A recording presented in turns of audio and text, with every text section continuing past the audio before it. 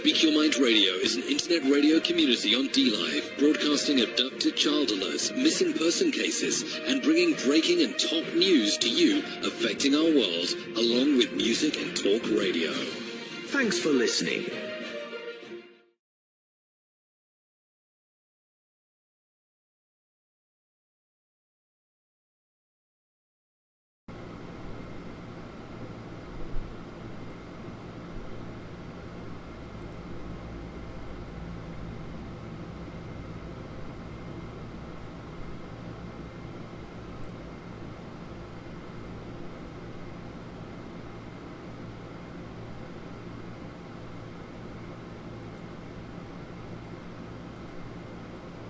Good Sunday morning to you, Monday.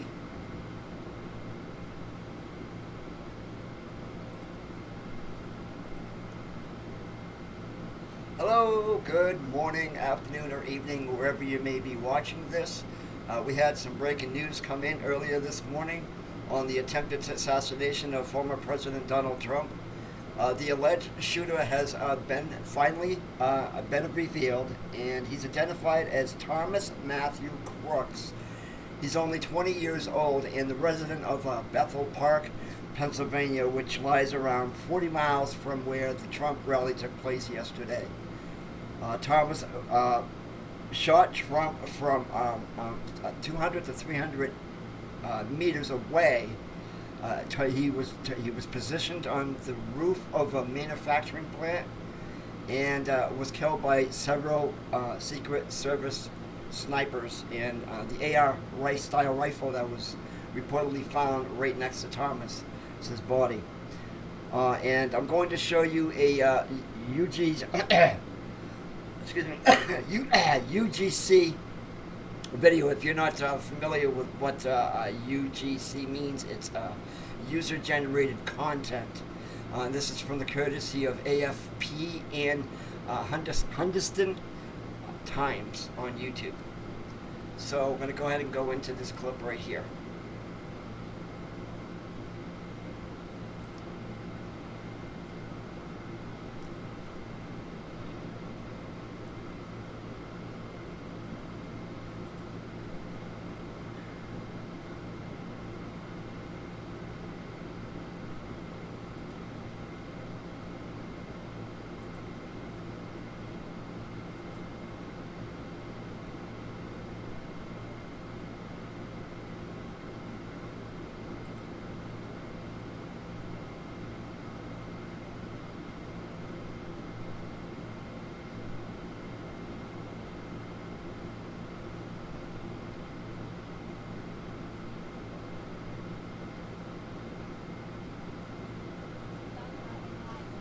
Amount of illegal immigration ever in recorded history into our country.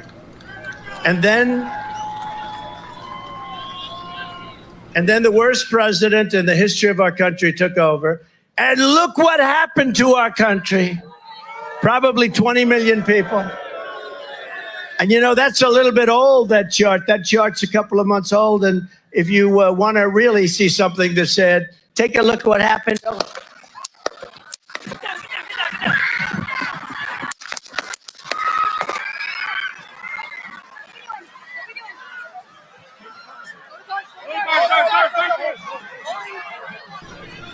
Wow.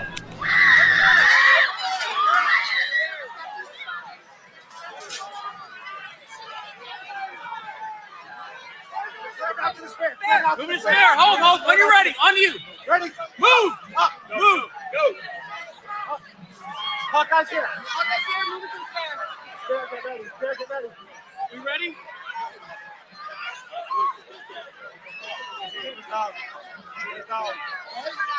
We're good. Shooters down. Are we good to move? We're Let's clear. move. Let's move. We're clear.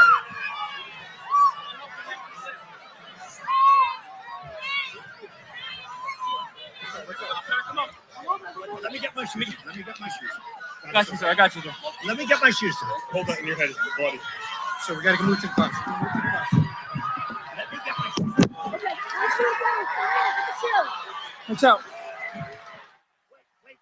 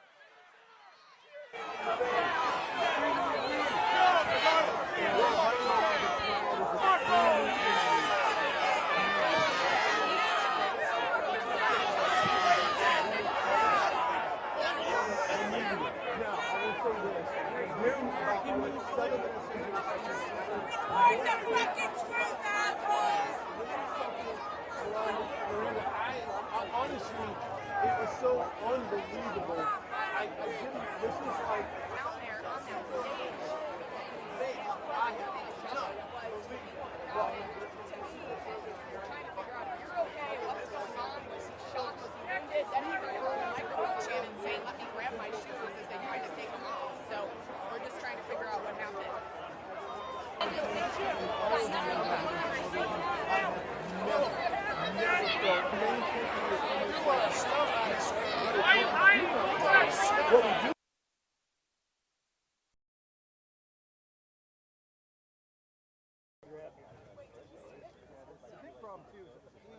Yeah.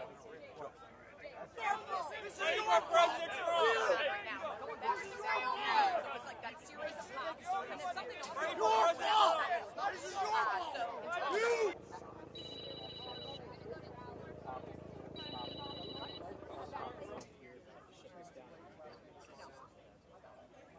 Those of us saw a little bit of smoke.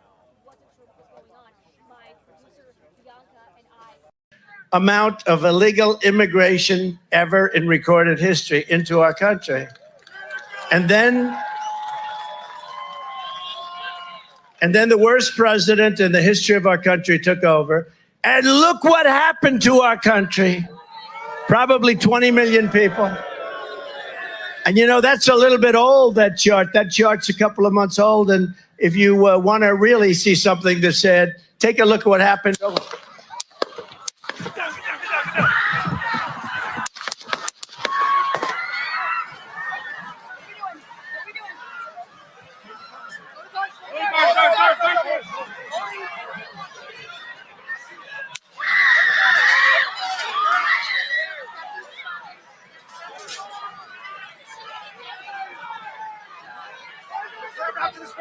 Move his spare. Hold. When you're ready. On you. ready? Move. Up. Move. Go. Hawkeye's here. Move it to the spare. Spare, get ready. You ready? Down. Are we good? Shooters down. Are we good to move? We're clear. Let's move. Let's move. We're clear.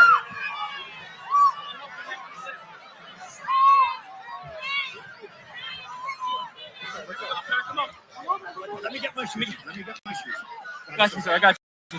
Let me get my shoes. Hold that in your head. It's bloody. So we got to move to the bus. Let me get my shoes. Okay, my shoes down. My shoes. What's up?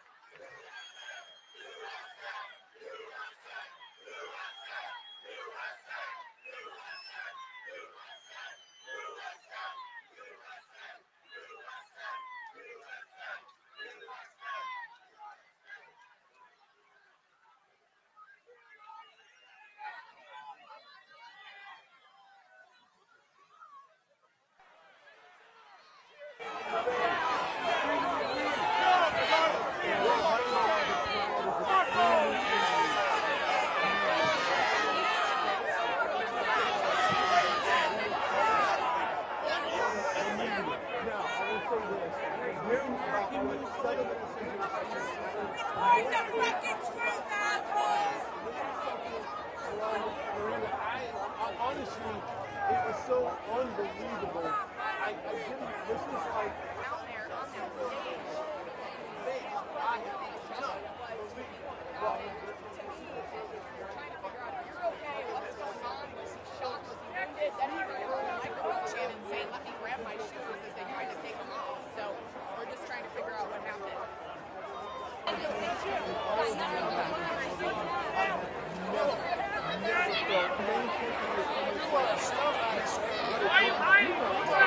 what we do.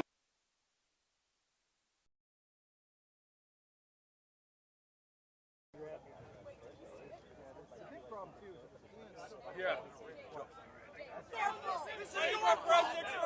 Right now, going back to the sound, so it's like that series of pops, and then something else.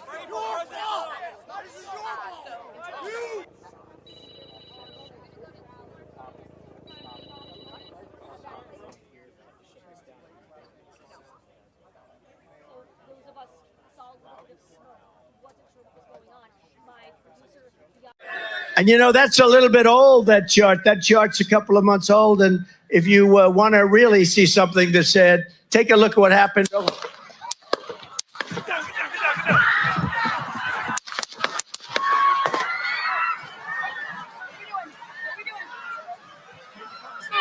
clear.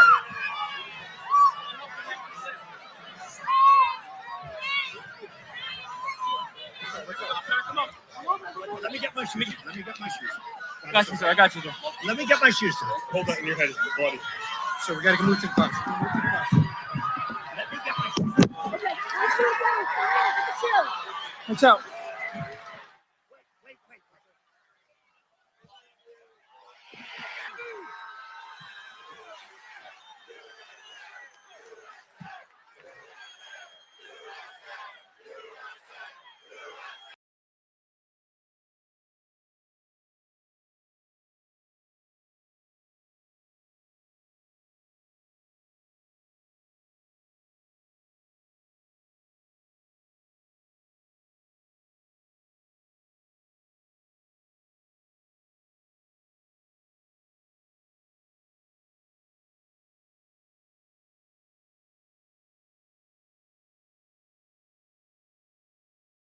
Sorry about that.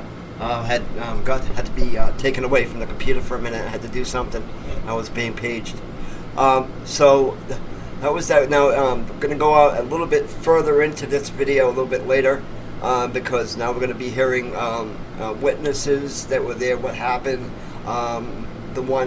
There's one that where he was right by the shooter, and he had ducked and jumped on. He would tell us his part and what happened. So we'll go into that next.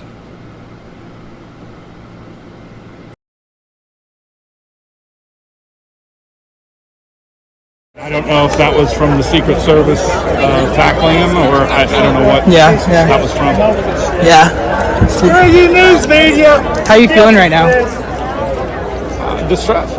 I was up at the fence line, saw the guy move from roof to roof, told an officer that he was on the roof. The officer come looking, I went back to where I was standing, heard that there was somebody that could see the person, so I went back to where they were standing, saw the person, went back and told the officer again that if he goes back to that particular spot, he can see the person, figuring that he would go in radio. And when I turned around to go back to where I was is when the gunshots started, and then it was just chaos, and we all came running away. And when I was sitting there, a guy said, "Oh God, he had a gun." I looked up, there's a guy on top of the building, right over there, with an M16, with a blanket, pointing at the president. He starts shooting. Bow, bow, bow, bow. About 4 to 5 shots rang out. All right, so I throw the guy I'm with, Jim, onto the ground. I jump to the ground. I look up, and then I see his head get split open by the shot from the Secret Service. All the cops started flying over, pushing us out. They pushed me off to the side because I was right there and I was able to see everything. They took my name, my witness report, and everything like that, my cell phone number, just to get in touch with me to go over what happened. So we had a party here all day. At the, you can see behind us at the Brinkles Farm and Greenhouse here. We had a party, and we all decided, hey, you know, when we hear Trump up there, we're going to walk up through the field, stand by the trees up there under the shade, and watch and listen to the rally. Right? We couldn't see him, but we could hear him. So we walked up, and probably 5 to 7 minutes of Trump speaking. I'm estimating here. I have no idea, you know. But we noticed a guy crawling, bear crawling up the roof of the building beside us, 50 feet away from us. So we're standing there, you know, we're pointing at the guy crawling up the roof. And he had a gun, right? He had a rifle. We could clearly see him with a rifle. Absolutely. We're pointing at him. The police are down there running around on the ground. We're like, hey, man, there's a guy on the roof with a rifle. And the police are like, huh, what? You know, like they didn't know what was going on. You know, we're like, hey, right here on the roof. We can see him from right here. We see him. You know, he's crawling. And next thing you know, I'm thinking to myself, I'm like, why is Trump still speaking Why have they not pulled him off the stage? I'm standing there pointing at him for, 2 or 3 minutes. Secret Service is looking at us from the top of the barn. I'm pointing at that roof, just standing there like this. And next thing you know, 5 shots ring out. So you're certain that the shots came from that guy on the roof? 100%. 100%. And he was up there for a couple of minutes. He was up you there. You saw him up there for a couple of minutes. Absolutely. At least 3 to 4 minutes. And you were telling the police and the Secret Service? We were telling the police. We were pointing at him for the Secret Service, who were looking at us from the top of the barn. They were looking at us the whole time when we were standing by that tree. Could they see binoculars? Could they see him? Probably not, because the roof, the way the slope went, he was behind where they could see. But why is there not Secret Service on all of these roofs here? I mean, this is not a big place. Did you see, obviously everyone, when the shooting started, everyone was very panicked. Did you see what happened to him at all? Oh yeah, they blew his head off. Okay, sorry. Secret Service blew his head off. Okay, just be careful because we don't quite know who's watching, but you're pretty sure they shot the guy? Absolutely, 100%. Okay. Yep. You saw that happen? Yep. Okay. Yep. And did you see them go up to him afterwards, or? They crawled up on the roof. They had their guns pointed at him, make sure he was dead. He was dead, and that was it. It was over. That's incredibly shocking. The guy was on the roof right there. You can see the white roof right there. Did you get a look at him? Could you? No, other than he was in muted colors, tan type clothing. We saw the rifle flinging around as he was trying to crawl. I mean, we saw the rifle, 100%. Do you know about guns? Do you know what kind of weapon it was? Oh, I absolutely know about guns, for sure. No, I mean, it was a rifle of some sort. I wouldn't know, I wasn't close enough to read the label on it. No, but sure. But a high velocity weapon. It was a rifle of some sort.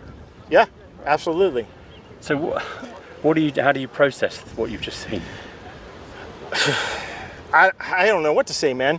I'll tell you is, if I walked up close to there with anything that Secret Service considered a problem, I wouldn't be standing here talking to you right now. But I don't know why a guy who we're standing there pointing out to police and Secret Service is crawling up the roof. So that sharpshooter went across. Trump turned his head.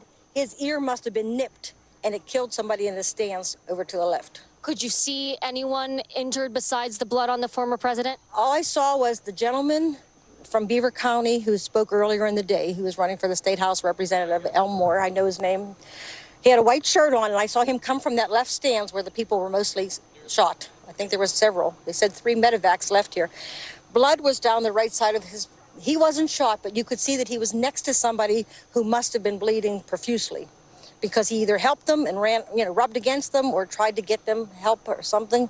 It was covered. So I knew that he was near somebody. That was my first indication that somebody was actually shot, when I saw his blood on his shirt. Aaron, when did you realize that, hey, this might not be fireworks, this might be something else? When they got Trump down on the ground. And then we were just so concerned that he wasn't hit, because we couldn't. It happened so fast. It's really hard to process it. I guess if you have it on your camera to see the exact minute, you can tell. But when he got up, he did not look bad at all. He didn't. He looked very strong. So then I saw that little bit, when I saw that blood, I thought, he must have just hurt himself, hopefully. But it does appear that he was probably nicked by that bullet. That Aaron turned his head just in the nick of time, but just... And Aaron, you were so near to all of this yourself. You were right there. How did you personally feel about your own safety? Were you scared? What was that experience? I was totally not scared for my own. None of us in that front row went down to the ground. Not a one. We wanted to only help the president. That's all we wanted to do. Either we could protect him, we could stand around him. I didn't see one person in the row hit the ground. Not one. I was shocking. No one was concerned about us. We were only concerned about him. Now, you're somewhere safe. You're out of there. As you're starting to process this, I know we'll all be processing this over the coming days and weeks. How are you feeling now in this moment? Well, what I've heard coming out here is now they feel that there was 2 shooters on both sides. So they got the one on the tower on this side, but the one on the right side they never got. So that's why they wanted us to leave immediately, because they thought there's still a shooter out there somewhere. So there could be in these woods around Butler. Aaron, I've covered many Trump rallies. I don't know how many you've been to. This is my 6th. This is yours. I was the 4th car in the parking lot this morning at 20 to 7.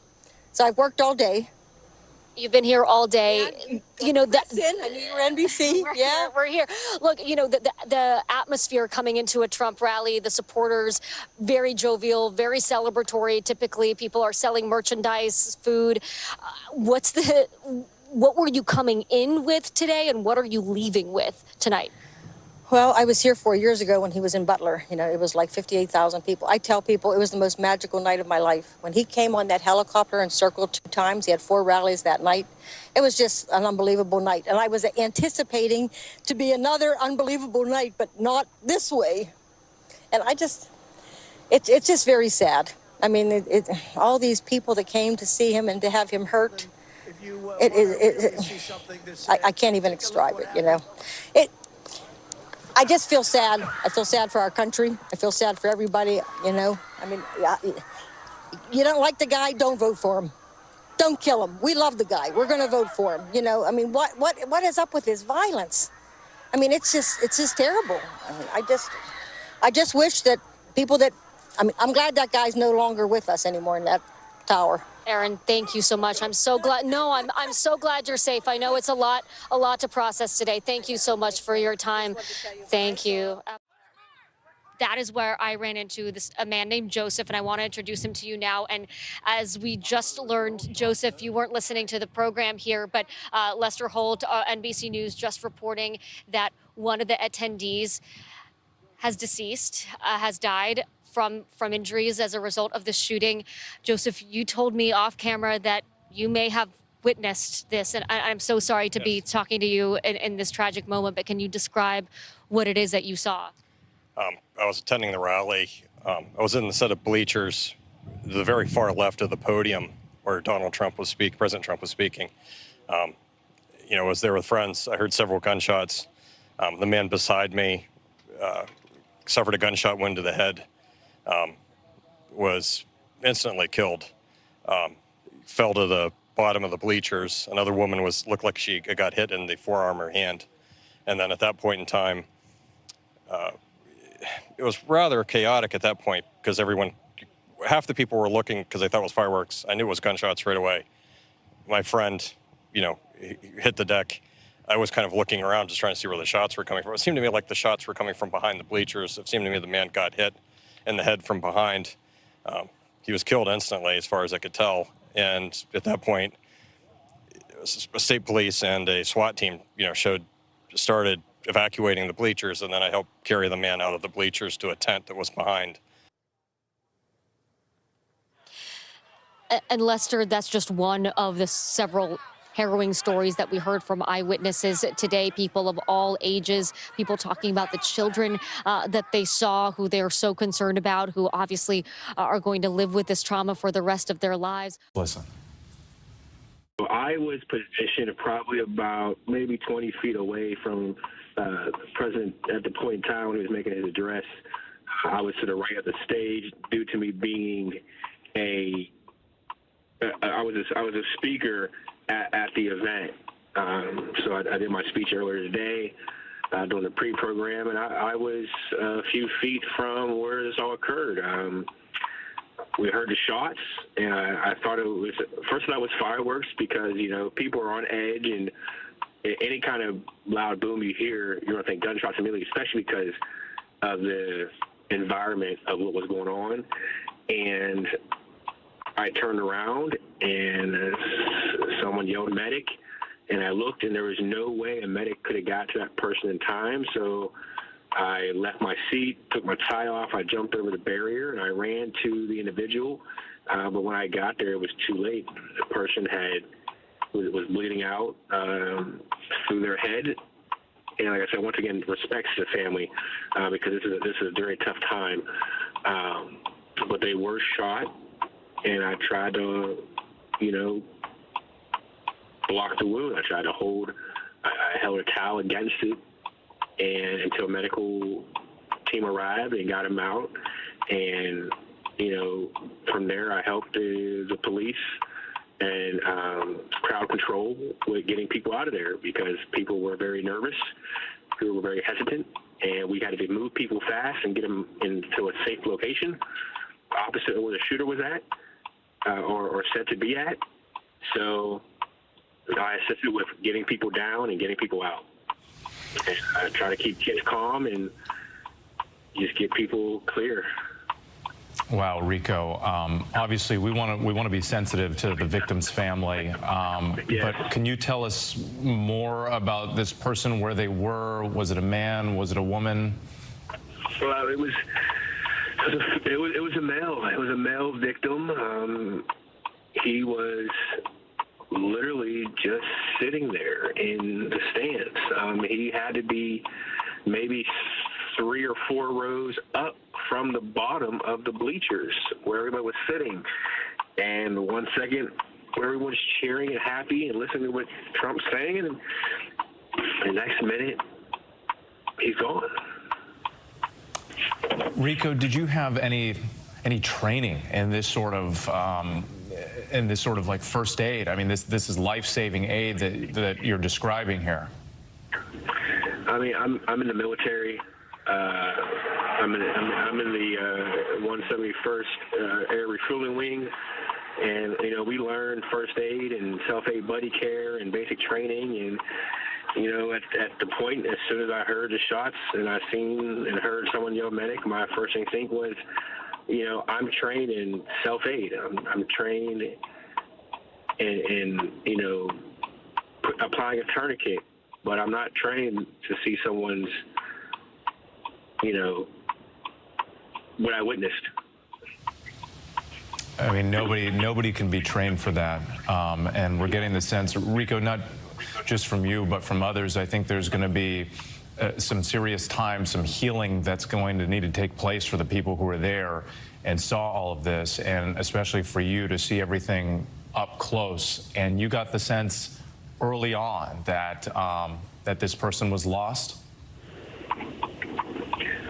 From understanding head wounds and how they operate, when I seen what I seen, I was afraid that person was lost. And reading what has been done, said, and stated in the news so far, those are now facts, which is a shame. Rico, I don't even know if these are the right words to ask this question, because most people have never been in this situation, but how are you processing what you saw and what you witnessed? I mean, one can only process what happened,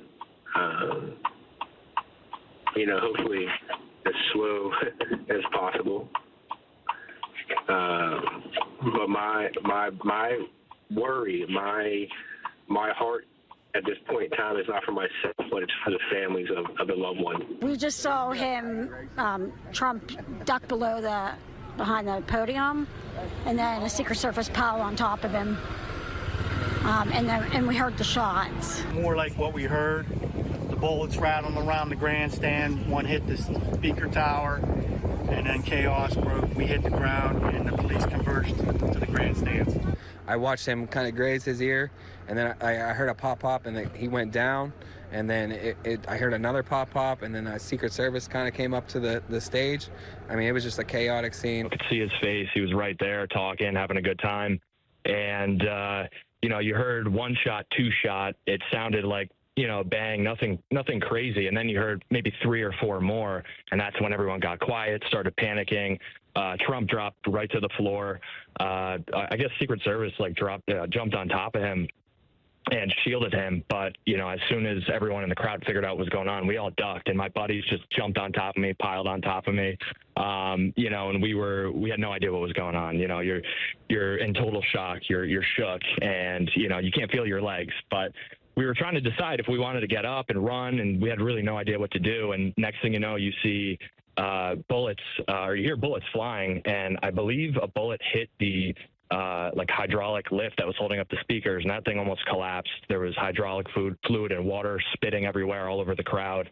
And then before you know it, everyone just gets up and starts running. But and Trump Stephen, did Oh, forgive me. I'm sorry. There's a little bit of a delay, but on that note about everybody getting up and running, we're actually showing video that you shot on your cell phone.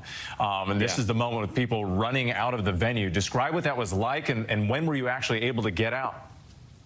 It was pretty stressful. You know, I'm looking around trying to make sure all my buddies who came with me were with me, and you know, it took probably a good 10 minutes to get out of there, to get out of the whole area. And you know, before you know it, there's ATVs and UTVs flying and ambulances and all that kind of stuff. And we're trying to figure out how to get out of there and get home. But you know, we made it. And when we walked out to the road, they had, you know, police blocking everything off, and we actually found out where the building was that the shooter was shooting from. They had it all taped off. I guess it was like an agricultural warehouse, something like that. So, you know, it was pretty scary. It's like you're in the movies. Stephen, forgive me again. I'm sorry. There's a little bit of a delay with the connection, but did you say that you were able to see the building that the shooter was allegedly perched on top of here? You said it was taped off by law enforcement. What did it look like? It was like a kind of like an airplane hangar, maybe, you know, like a warehouse for agricultural equipment, I guess. ARC, AGC, something like that on the side. But once we were out, maybe 30, 40 minutes after, you know, they were taping it off, investigating it. They had the dogs going and all that stuff. But you know, there was traffic jams everywhere. It was kind of hard to. How far away was that area from where the former president was standing? Maybe 300, 400 yards, maybe less, honestly. And Stephen, when you hear that people who were there in the crowd with you, other bystanders, at least one, maybe more, were killed, how does that make you feel? Honestly, still kind of numb to it. You know, it's hard to process all this. You know, your heart rate is through the roof. But you know, best wishes for their family, and you know, they were supporting the country that they love. And in the meantime, it's definitely sad, and you know, it's heartbreaking, honestly. And Stephen, we've been hearing from people on both sides of the aisle, Republicans, Democrats, you know, independent candidate, RFK Jr., and all with the same sentiment, condemning political violence, saying there's no place in this country for something like this. And I just wonder, from your perspective too, you're out there, you're exercising your right to support a candidate. You know, what message do you have for people out there? Because the country is at this political boiling point. There's so much division and anger and hatred right now from one side and the other. What would you like to tell people? You know, at the end of the day, whether you're on the left, the right, the center, or you don't believe in politics at all, we all still put our pants on in the morning. We all breathe the air and go to work, you know, and a lot of these issues, in 10 years, no one even thinks about them or cares about them. So we're all people at the end of the day, and, you know, it's not worth taking someone's life over political beliefs or whatever. It's just senseless. Senseless indeed. All people at the end of the day, all Americans at the end of the day.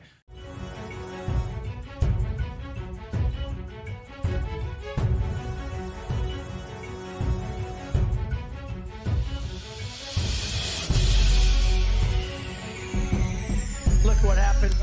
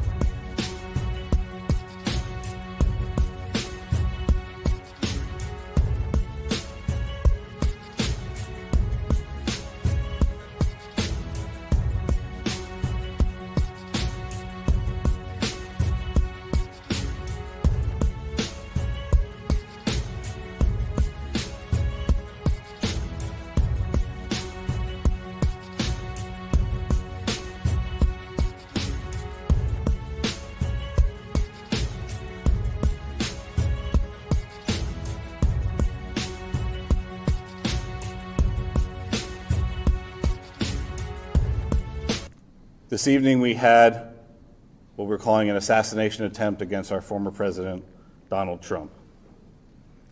It's still an active crime scene. As I mentioned, we have a number of agents on scene. We also are working closely with other federal agencies, our state partners, and our local police partners as well. Know that at this time we have no reason to believe that there is any other existing threat out there.